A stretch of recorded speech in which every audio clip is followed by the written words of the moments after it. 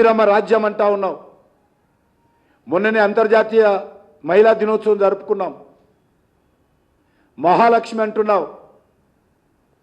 మరి నీవు హోంమంత్రిగా ఉన్నటువంటి నీ శాఖ ఆధ్వర్యంలోనే ఇదే హైదరాబాద్ నగరంలో పేద మహిళలపైన, గిరిజన ఆడబిడ్డలపైన ఈ రకంగా దాడులు జరుగుతూ ఉంటే ముఖ్యమంత్రి గారు ఏం చేస్తున్నారో అడుగుతా ఉన్నాను. అదే ఇంకొకరి మీద జరిగినుంటే ఈరోజు ఏ రకమైనటువంటి వాతావరణం ఉండేదో ఒక్కసారి ప్రజలు ఆలోచన చేయాల్సిందిగా కోరుతా ఉన్నాను. వాళ్ళు హిందూ స్త్రీలు కాబట్టి, పేద మహిళలు కాబట్టి విచక్షణారహితంగా వాళ్ళ మీద దాడులు చేసి 30 మందిని గాయపరిస్తే కనీసము హాస్పిటల్ తీసుకెళ్ళలేదు. హాస్పిటల్కి వెళ్తే కనీసం బిల్లు కూడా కట్టుకునే పరిస్థితి లేదు. వాళ్ళు 3 రోజుల నుంచి వంటలు చేసుకునే పరిస్థితి లేదు.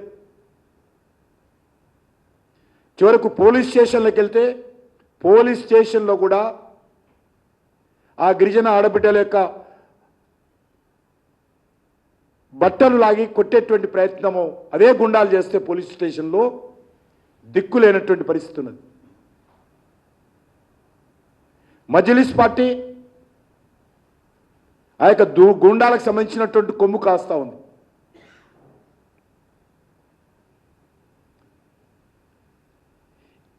ఎనిమిది కుట్లు పడ్డాయి ఒక ఆమెకి తల పగిలి. హాస్పిటల్ వాళ్ళకి బెదిరించి అవుట్ పేషెంట్ కింద ఉండాలి, అడ్మిట్ కావద్దని చెప్పి 8 కుట్లు పడితే కుట్లు వేసినటువంటి మరుక్షణంలోనే బలవంతంగా ఆ గిరిజన ఆడబిడ్డను బయటికి పంపించారు.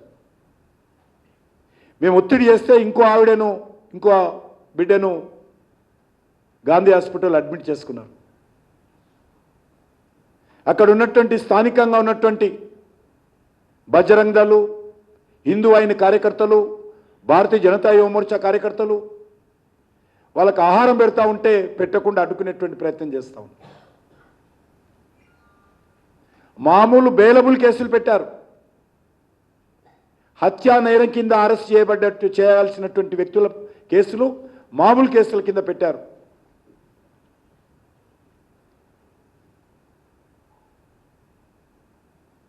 ఈరోజు ఎలక్షన్ కోడ్ అమల్లో ఉంది. నిష్పక్షపాతంగా పోలీసులు వ్యవహరించాలి. రాజకీయపరమైన దృక్పథంతో చూడకూడదు.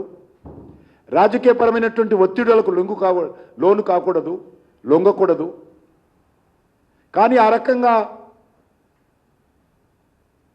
పోలీస్ వ్యవస్థ చెంగిచెర్లకు సంబంధించినటువంటి విషయంలో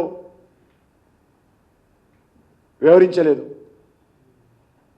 ఎందుకు అరెస్ట్ చేయలేదంటే మేము ఇంకా స్టేట్మెంట్స్ రికార్డ్ చేయలేదు.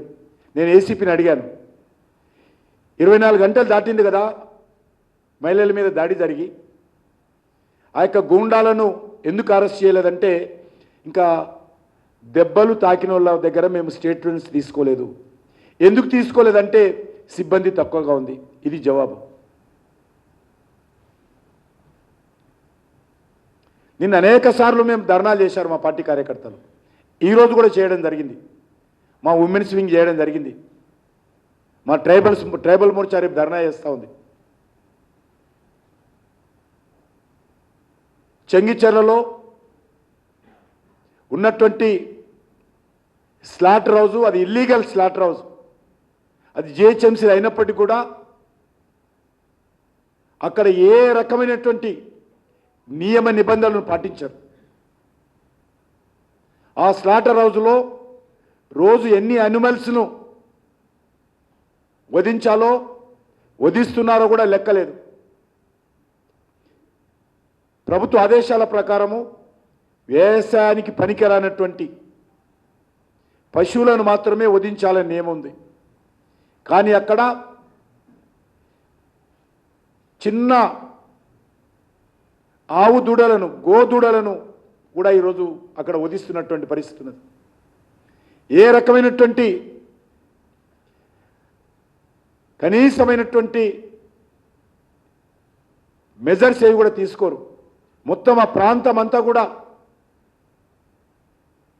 కలుషితమైపోయింది.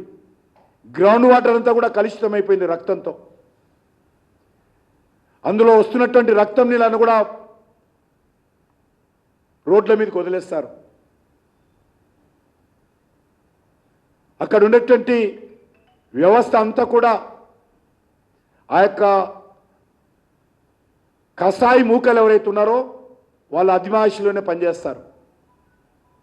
వాళ్ళే ఇక్కడ ఈ స్త్రీలను అనేక రోజులుగా వేధిస్తూ ఉన్నారు. జనవరి 22వ తేదీ